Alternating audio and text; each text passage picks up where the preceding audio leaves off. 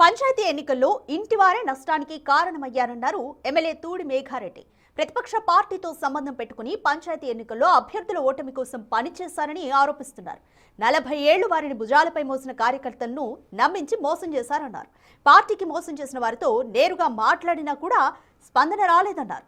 ఎవరైతే పార్టీకి మోసం చేశారో వారిపై పీసీసీ అధ్యక్షులకు, రాష్ట్ర ఏసీసీ అధ్యక్షులు మీనాక్షి నటరాజన్కు ఫిర్యాదు చేశామన్నారు.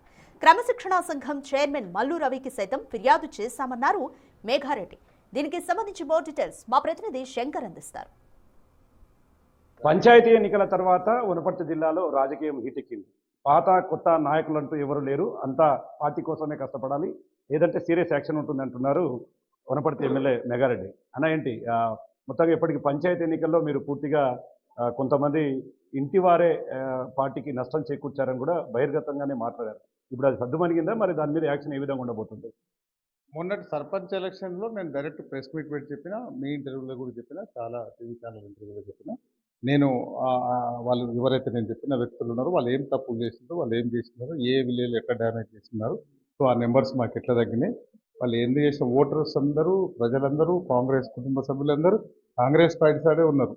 కొంతమంది వాళ్ళ స్వార్థం కోసం చేస్తున్నారని మేము మా పీసీసీ అధ్యక్షునికి, మా తెలంగాణ రాష్ట్ర ఇన్ఛార్జ్ ఏఐసిసి ఇన్ఛార్జ్ మీనాక్షి గారికి, దాంతోపాటు మా సీఎం గారు కూడా ఇచ్చిన నేను మన అసెంబ్లీప్పుడు అందరికి ఇచ్చున్నాం. త్వరలో ఢిల్లీ కూడా పోయి అక్కడ కూడా ఇస్తాం. క్రమశిక్షణ సంఘం చైర్మన్ మల్లురావు గారు కూడా కాంప్లైంట్ ఇస్తున్నాం. మా పార్టీ ఎంక్వైరీ చేసి మా పార్టీ పెద్దలందరూ ఏం నిర్ణయం తీసుకుంటారో వెయిట్ చేస్తాం. అంటే సీనియర్గా చెప్తున్నటువంటి చిన్నారెడ్డి మీదనే నేరుగా మీరు ఆరోపణలు చేశారు. పంచాయతీ ఎన్నికల్లో పూర్తిగా వేరే పార్టీకి సపోర్ట్ చేశారు, ఎన్నికల్లో చాలా నష్టం చేకూరడానికి ఆయనే కారణం అంటూ కూడా చెప్పారు.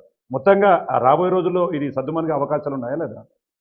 నేను చెప్పేదంతా, నేను మొత్తం వనపర్తి కాంగ్రెస్ కుటుంబం అంతా ఒకటే వేదిక మీద కూర్చొని, ఇక్కడ ఉన్న సీనియర్ లీడర్ శంకర్ అన్న ఉన్నారు, రమేష్ గారు ఉన్నారు, వాళ్ళ నాయకులు ఉన్నారు, చాలా మంది మా మార్కెట్ అందరి ముందర నేను చేసిన. సో ఆయన సమాధానం ఇవ్వలే. ఆయనతో పాటు ఉన్న వాళ్ళు ఇప్పటివరకు ప్రెస్ మీట్ పెట్టి నేను చెప్పి ఎమ్మెల్యే చెప్పింది తప్పనలే, రైట్ అన్నలే, ఏదో ఒకటి చెప్పాలి. అది కూడా చెప్పలేదంటే దాని మీనింగ్ ఏదో మీరు అర్థం చేసుకోవాలి. సో ఇంకొకసారి అట్లా తప్పు చేయకుండా కాంగ్రెస్ పార్టీని 40 సంవత్సరాలని చెప్పుకునే, ఇండస్ట్రీ అని చెప్పుకునే మిమ్మల్ని భుజాల మీద పెట్టి మోసారు వాళ్ళు. సో వాళ్ళకు మీరు అన్యాయం చేశారు కాబట్టి మీరు అట్లాంటి పనులు ఇంకొకసారి చేయొద్దు. ఒకవేళ చేస్తే వనపర్తి ప్రజలు ఏం డిసిషన్ తీసుకుంటారు, మన కాంగ్రెస్ పార్టీ అధిష్టానం ఏం నిర్ణయం తీసుకుంటారు అనేది దానికి వదిలిపెడుతున్నాం.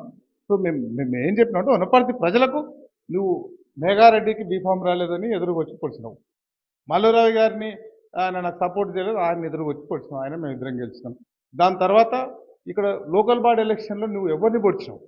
40 సంవత్సరాలు నిన్ను భుజాల మీద పెట్టుకొని మోసిన వాళ్ళను పొడిచినావు. దానికి నువ్వు ఆలోచన చేయాలి, నీ మనస్సాక్షి ఆలోచన చేయాలి, దాంతోపాటు వనపర్తి మా ఓటమి పాలైన మా అభ్యర్థులు ఆలోచన చేయాలి, వనపర్తి మేధావులు, వనపర్తి కాంగ్రెస్ కుటుంబ సభ్యులు ఆలోచన చేయాలని నేను ప్రజలకు వదిలిపెట్టిన డిసిషన్.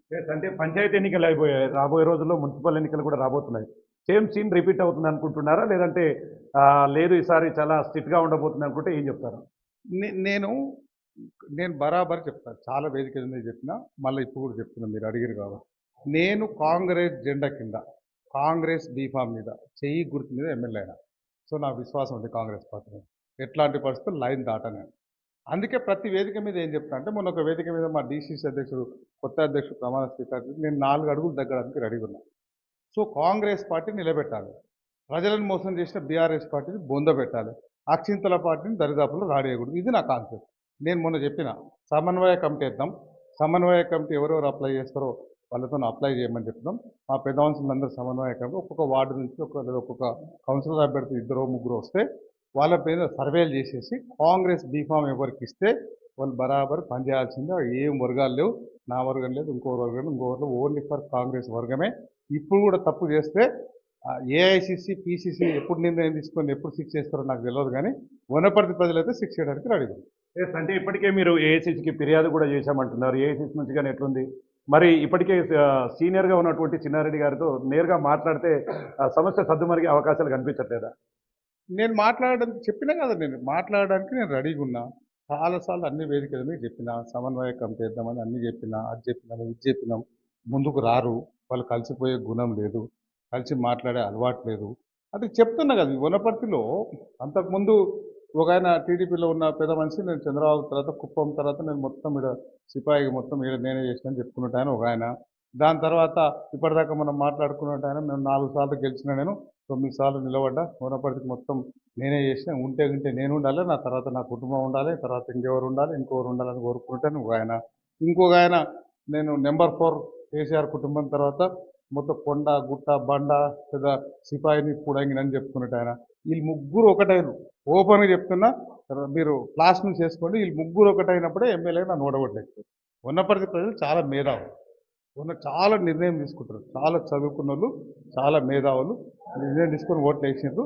25,000 అంతకుముందు నిరంజన్ రెడ్డికి 52,000 ఓట్లు వస్తే దాన్ని క్రాస్ చేసి మళ్ళీ ఒక 25,000 మొత్తం 77,000 ఓట్లతోన గెలిపించారు. కాబట్టి వనపర్తి ప్రజలు అట్లాంటి రోజుల్లో ఏం చేయాలి, ఇప్పుడు ఏం చేయలేరు, తర్వాత కూడా ఏం చేయలేరు. కాబట్టి ఇవన్నీ ఏం జరగవు. వాళ్ళు ఏమైనా పిచ్చి పిచ్చి వేషాలు వేసినా కూడా వనపర్తి ప్రజలందరూ చాలా విఘ్నులు. వాళ్ళు ఆలోచన చేసి ఓట్లు వేస్తారు. ఎవరికి ఏం కావాలో ఏ టైంలో ఏం కావాలో కర్రు కాల్చి మంచి వాత పెడతారు.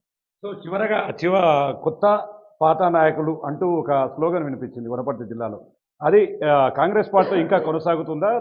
ఏ విధంగా ఉండొచ్చు? ఆ విషయంలో నేను ఒప్పుకోను. కొత్త పాత అనేది పార్టీ కోసం, పార్టీలో ఫస్ట్ నుంచి ఉన్న వాళ్ళని గౌరవిస్తాం. 100% మేము గౌరవిస్తాం. ఇప్పటి వరకు వచ్చిన నేను నామినేషన్ పోస్ట్ కూడా పాతలకి ఇచ్చినాం. రేపు జిల్లా బార్డు వచ్చినా, మండల బార్డు వచ్చినా, రేపు ఏమైనా నామినేషన్ పోస్ట్ వచ్చినా మీరు రాసి పెట్టుకోండి, పాతలకే ఇస్తాం, అన్నీ గౌరవిస్తాం. ఆ పాత కొత్త అని మాట్లాడే కొంతమంది పెదవంతులకు చెప్తున్నా నేను, రేవంత్ రెడ్డి గారితో సహా మేమందరం ఇప్పుడున్న 65 మందిలో 34 మంది కొత్త వాళ్ళమే. సో అది అట్లా కాదు కదా, పాత కొత్త కలిస్తేనే కాంగ్రెస్ పార్టీ అధికారంలోకి వచ్చింది. సో ఆ పార్టీ పదవుల్లో కానీ ఇంకేదైనా నామినేట్ పోస్టులో కానీ పాత పార్టీ జెండా మోసంలో 100% మేము గౌరవిస్తూ అందరం కలిసిపోవడానికి ప్రయత్నం చేస్తాం.